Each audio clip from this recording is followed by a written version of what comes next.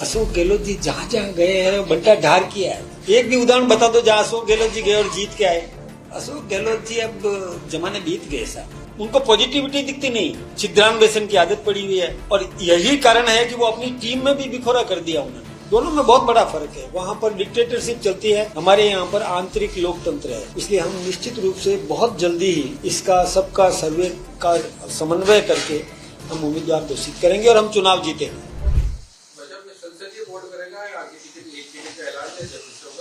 नहीं, टिकट तो हमारा संसदीय बोर्ड से ही होता है।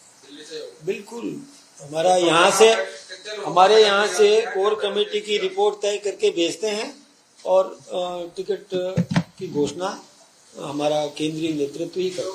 आपके बड़े नेताओं की मीटिंग हो चुकी है, कल बड़े नेताओं की मीटिंग हुई, उसके बाद क्या सहमति मिले, कितने लोगों का फाइनल लाइन ऑफ एक्शन तय हुआ।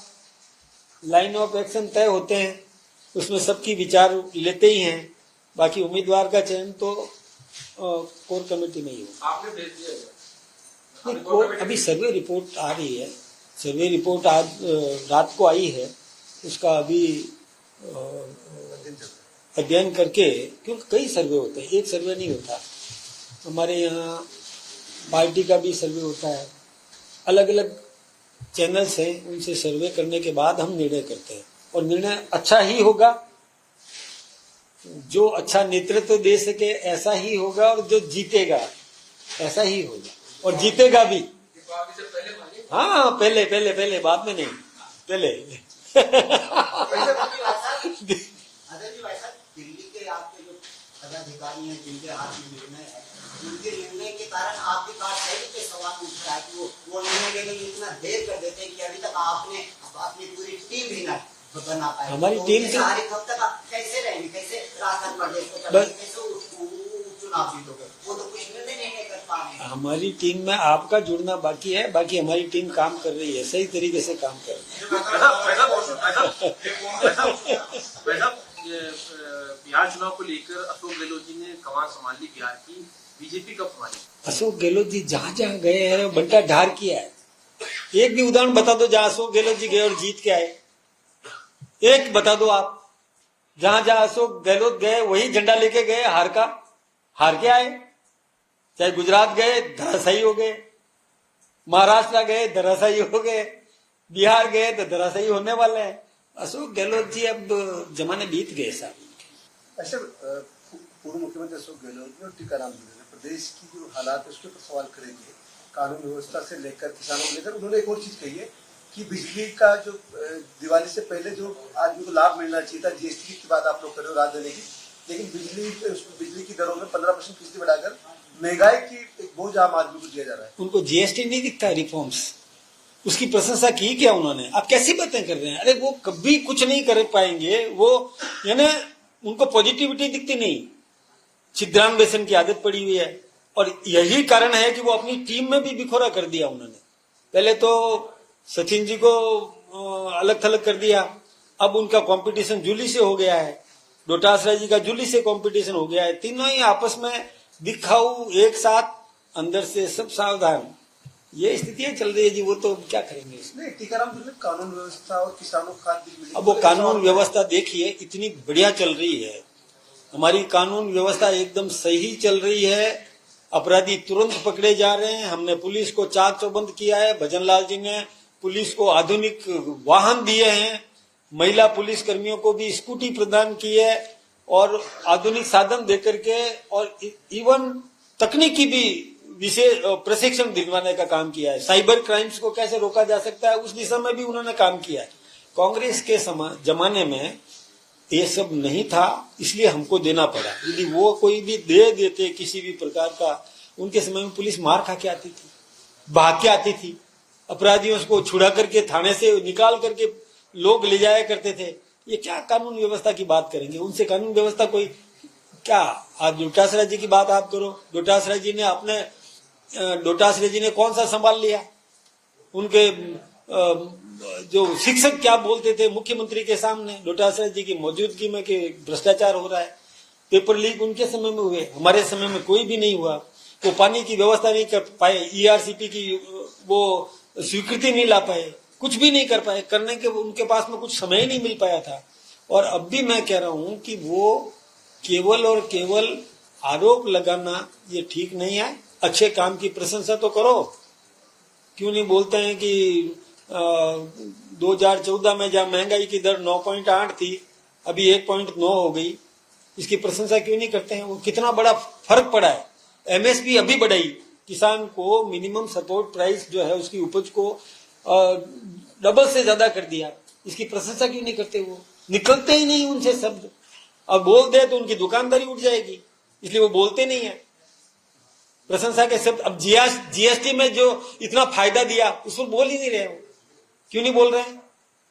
उसे उनके जमाने में 36 प्रकार के टैक्स लगते थे ना, व्यापारी परेशान था बेचारा, उस दुखी था वो व्यापारी कि एक टैक्स वाले। अभी देखिए ना, हमारे यहाँ हमने कितने भ्रष्टाचारियों को पकड़ने का काम किया, हमने किसी को भी नहीं छोड़ा। जो भ्रष्टाचार कहीं भी दिखा है तो पकड़ाया और गिरफ्तार करके उसको अंदर टिकाया। काम कर रहे हैं ना, कहीं भेदभाव नहीं किया हमने। हमने कोई भी मान लो हमें नमस्ते करता है उसको भी हमने टिकाया अंदर। कहाँ राहत दी हमने? ये गहलोत साहब की हिम्मत नहीं है। वो आज देखिए, वो जो प्रश्न के बदले में नोट लेने वाले उस जयकृष्ण पाटीदार उसके साथ चिपके हुए हैं, बागीडोरा के उस एमएलए के साथ। क्यों बर्दाश्त कर रहे हैं? हमने अपने एमएलए को भी और तत्काल सीट वैकेंट दिखाई। क्या बात करते हैं वो क्या न्याय करेंगे? वो उनमें कहीं भी कुछ भी नहीं है, हिम्मत नहीं है कुछ कर पाने की। हम हैं कि जो स्वच्छ प्रशासन शासन व्यवस्था दे रहे हैं। हाल ही में जयपुर अजमेर हाईवे पर एक घटना हुई, एलपीजी गैस सिलेंडर और केमिकल टैंक आरटीओ की अवैध वसूली का जो है शिकार होता है, वहां पर बड़ी तादाद में अवैध वसूली हो जाती है। देखिए, ये बात सही नहीं है। सही ये है कि द्रुत गति से ओवरटेकिंग के चक्कर में दुर्घटना हुई, उसकी पूरी वो सारी स्थिति स्पष्ट भी हुई है। तो मेरा फिर से कहना है कि ये जिग जैग जो ओवरटेकिंग करते हैं ना, कभी रॉन्ग साइड से ओवरटेकिंग, कभी इस साइड से ओवरटेकिंग, सामने वाला दिखता नहीं उसे जल्दी ओवरटेकिंग, ये ठीक नहीं है। इतनी भागम भाग भी ठीक नहीं है। निर्धारित प्रक्रिया के तहत समय की संबद्धता को ध्यान में रखते हुए, उपलब्धता को ध्यान में रख करके और वाहन चलाए। और हमारे गडकरी जी ने तो यहाँ तक कह दिया है कि अब जो वाहन नए ट्रक भी बने थे उनके चैम्बर्स भी एसी बने। कोशिश कर रहे हैं इस प्रकार की। और आत्मनिर्भर भारत इस अभियान के तहत चित्रकला प्रतियोगिता की, इसमें छोटे बच्चों से लेकर वयस्क तक सभी प्रकार के बच्चे, युवा, नौजवान, बहनें, भाई सभी सम्मिलित हुए और अपनी प्रतिभाओं का प्रदर्शन उन्होंने किया। मैं उन सबको बधाई देना चाहता हूं। और ऐसा लगा कि हमारे देश में कई प्रतिभाएं छुपी हुई है। उन प्रतिभाओं को आगे लाकर प्रोत्साहित करने की आवश्यकता है। कई गुदड़ी में लाल छुपे हुए हैं, उनको बाहर निकाल करके यदि हम आगे बढ़ाने की कोशिश करेंगे तो निश्चित रूप से वो अपने क्षेत्र का नाम रोशन कर सकेंगे। और बहुत उच्च स्तर की चित्रकला उन्होंने करके यहाँ पर दिखाई है। मैं उनके उज्जवल भविष्य की कामना करता हूँ। साथ ही एक विशेष अभियान जो अभी चल रहा है, हमारे देश को आत्मनिर्भर बनाने के लिए, नई पीढ़ी को अपने पैरों पर खड़ा होने के लिए ये जागृति अभियान चल रहा है। उसी जागृति अभियान का ये हिस्सा है कि अलग अलग क्षेत्रों में अलग अलग तरीके से कोई कार्यक्रम किए जाते हैं। आज हमारी वीडियो कॉन्फ्रेंस भी हुई थी और सरकार ने भी इसमें बहुत बड़ा योगदान दिया है कि विभिन्न क्षेत्रों में हम नई पीढ़ी को यह आह्वान करें कि वो स्वदेशी अपनाएं। और हमने उद्यमियों को भी प्रेरित करने की कोशिश की है कि जो अच्छी से अच्छी वस्तु जो दैनिक उपयोग में आती है, विदेश का कोई भी प्रकल्प यदि बनाता है आकर्षक, अच्छी, तो उसका एक विकल्प हमारे हिंदुस्तान में तैयार होना चाहिए। हमारा उद्यमी उसका विकल्प तैयार करके दे, चाहे उसकी कीमत से संबंधित, एक उसकी गुणवत्ता से संबंधित, आकर्षक, उपयोगी, ड्यूरेबिलिटी, इन सब का ध्यान रख करके वो अपना उत्पाद तैयार करे तो निश्चित रूप से आम नागरिक को एक विकल्प मिलेगा।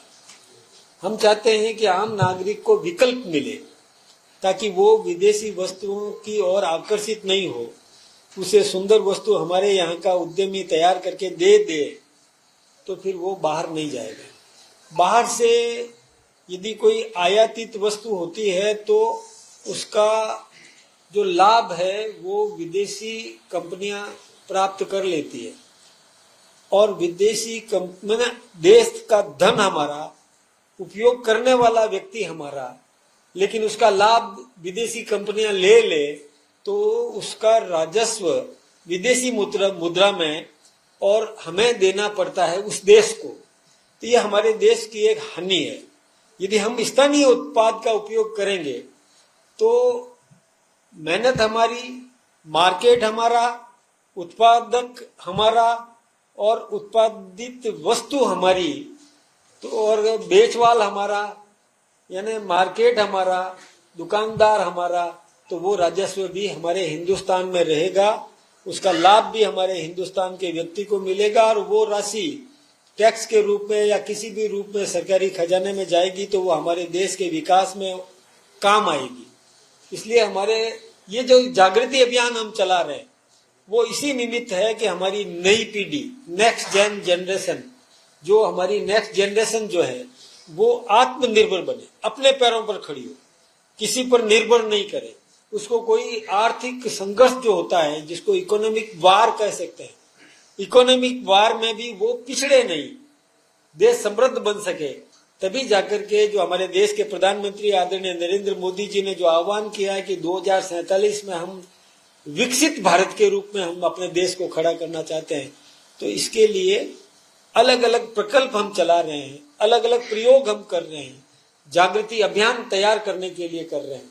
तो एक नई पीढ़ी आज आई है, कल का भारत जिनके हाथों में सुरक्षित है, जिनके हाथों में रहेगा, वो पीढ़ी आज आई है और उन्होंने अपनी प्रतिभा का प्रदर्शन किया है। तो निश्चित रूप से हमारी प्रतिभा निखरेगी, जागृति अभियान चलाएगी, हमारे देश को समृद्ध करने में बहुत बड़ा योगदान देगी। आप सबने भी जो इसमें भागीदारी निभाई है, आपका सबका बहुत बड़ा अपना अपना क्षेत्र है और मैं आप सबसे भी यही प्रार्थना करूंगा कि आप भी अपने चैनल्स के माध्यम से ये जागृति अभियान चलाएंगे तो देश का बहुत बड़ा भला कर सकेंगे, आप देश का हित कर सकेंगे, देश के विकास में एक मील का पत्थर आप भी साबित कर सकेंगे।